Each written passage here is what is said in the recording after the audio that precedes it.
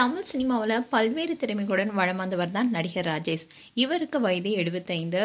இவர் ரீசெண்டாக திரைப்படங்களையும் தாண்டி சீரியல் நேர்காணல் நிகழ்ச்சியில கலந்து கொண்டு வந்த நிலையில இன்னைக்கு காலையில இவர் உயிரிழந்த சம்பவம் அதிர்ச்சி ஏற்படுத்தியிருக்கு.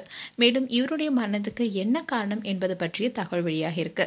இந்த பழம்பெரும் நடிகர் ராஜேஷ் யார் என்பது குறித்து தான் இந்த வீடியோல பார்க்க போறோம். தஞ்சாவூர் மாவட்டத்துல அணைக்காட்டை பூர்வீகமா கொண்ட வில்லி கிரேஸ் தம்பதியர் மன்னார்குடியில வாழ்ந்தப்போ 1949 டிசம்பர் 20 அன்னைக்கு ராஜேஷ் பிறந்தாரு.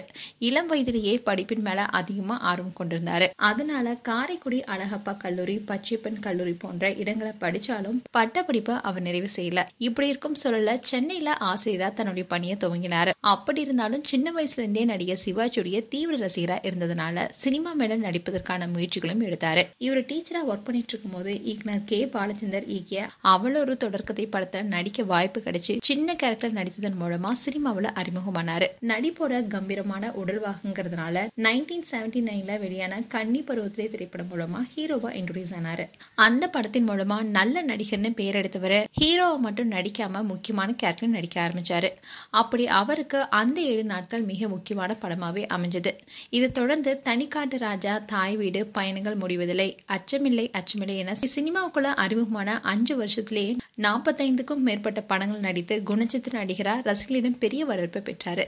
ராஜேஷுடைய குணச்சித்திர படங்கள்ல பொங்கல் திரைப்படம் முக்கியமானது.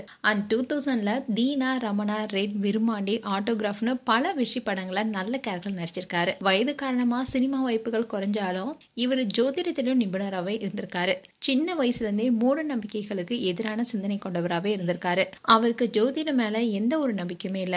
ஒரு முறை தனக்கு திருமணம் நடப்பதற்கு முன்னாடி ஜோதிடம் ஒரு முறை பார்க்கலான்னு பார்த்திருக்காரு. அந்த ஜோதிடர் நீங்க திருமணம் செய்து கொள்ற பெண்ணுடைய தாய் இருக்க மாட்டாங்கன்னு சொன்னாராம். ஆனா ராஜேஷ்க்கு நிச்சயம் செஞ்ச பொண்ணுடைய அப்பா அம்மா 2 பேருமே உயிரோட இருக்க ஜோதிடத்தை நினைச்சு சிரிச்சாராம். ஆனா திருமணத்துக்கு முன்னாடியே எதிர்பாராத விதமா பெண்ணுடைய தாயார் உயிரிழந்துட்டாங்க. அதுக்கப்புறமா ஜோதிடம் மேல இவருக்கு ஆழமான கவனம் ஏற்பட்டிருக்கு.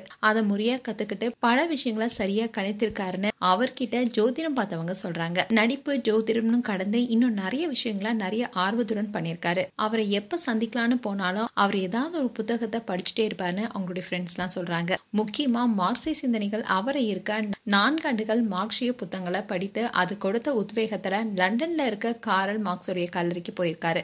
அதுக்கப்புறமா சென்னைக்கு வந்த இவரு அவருடைய விருப்பப்படி அவருக்கான கல்லறையை கட்டியிருக்காரு.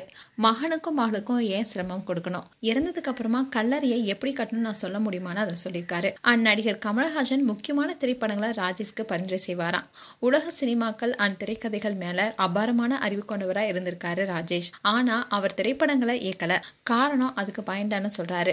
பணத்தை சினிமாவோட முதலீடு செஞ்சு வீணா போயிட்டா என்ன செய்யறதுன்னு யோசிச்சிருக்காரு. இதை எல்லாத்தையும் விட உடல் ஆரோக்கியத்துல மிகுந்த கவனத்துடன் இருந்திருக்காரு.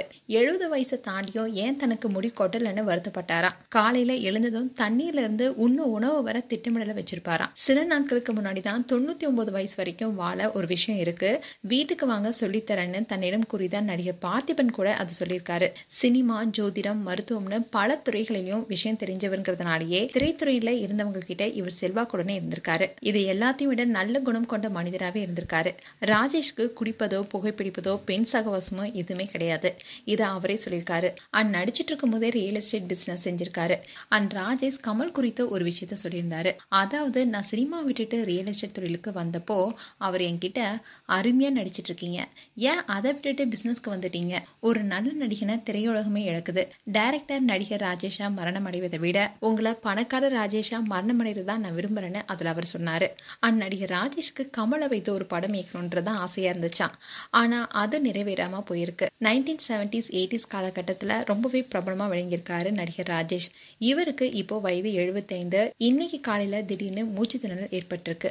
மருத்துவமனைக்கு அழைத்து செல்லும் போதே அவருடைய உயிர் பிரிஞ்சதா தகவல் வெளியானது. ராஜேஷுடைய மனைவி கடந்த 2012ல காலமாகிட்டாங்க. இந்த தம்பதிக்கு ஒரு மகன் மற்றும் மகளும் இருக்காங்க. இப்போ ராஜேஷுடைய இறப்பு அவங்களுடைய குடும்பத்துக்கு ஆழ்ந்த சோகத்தை ஏற்படுத்தியிருக்கு. மேலும் ராஜேஷ் குறித்து உங்களுடைய கருத்துக்களை கமெண்ட் செக்ஷன்ல சொல்லுங்க. இது போன்ற வீடியோஸை பார்க்க நியூஸ் தமிழ் கிட்ஸ் சேனலை சப்ஸ்கிரைப் பண்ணுங்க. மறக்காம நோட்டிபிகேஷன் பட்டனை கிளிக் பண்ணுங்க.